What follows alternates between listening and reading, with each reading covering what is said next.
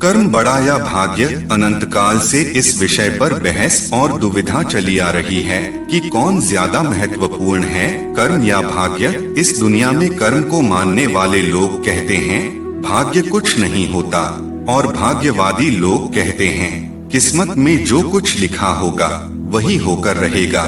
यानी इंसान कर्म और भाग्य इन दोनों बिंदुओं की धुरी पर घूमता रहता है और एक दिन इस जग को अलविदा कहकर चला जाता है। आज का युवा अक्सर यही सोचता है कि बिना कुछ किए ही उसे वह सब कुछ मिल जाए जो वह चाहता है।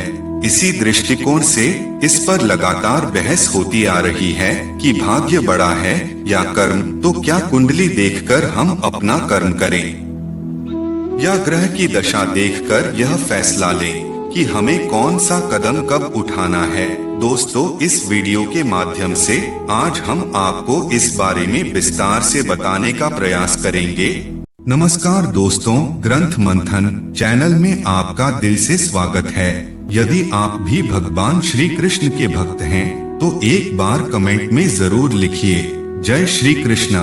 और दोस्तों, अगर चैनल को अभी तक सब्सक्राइब नहीं किया है तो कृपया कर लें। तो चलिए शुरू करते हैं आज की प्रस्तुति। भाग्य और कर्म को अच्छे से समझने के लिए पुराणों में एक कहानी का उल्लेख मिलता है।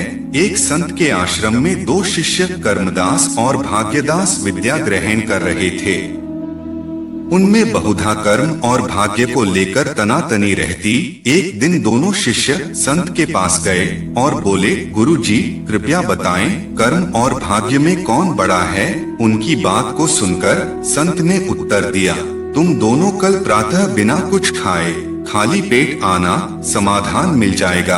अगली सुबह संत ने दोनों को एक अंधेरे तहखाने में बंद कर दिया और अगले दिन तक रहने को कहा।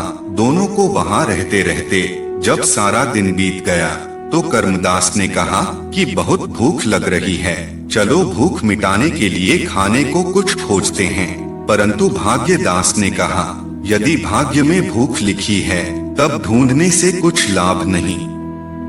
ऐसा कह वो हाथ पर हाथ धरे बैठा रहा और कर्मदास ने अंधेरी कोठरी में ढूंढना शुरू कर दिया।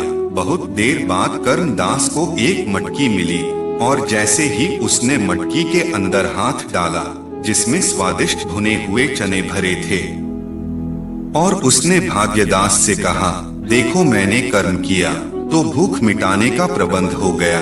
भाग्यदास बोला, अपना अपना भाग्य। जब कर्मदास चने खा रहा था तब उसके मुंह में कई सख्त कंकड़ भी आए जिससे उसके दांत टूटते टूटते बचे।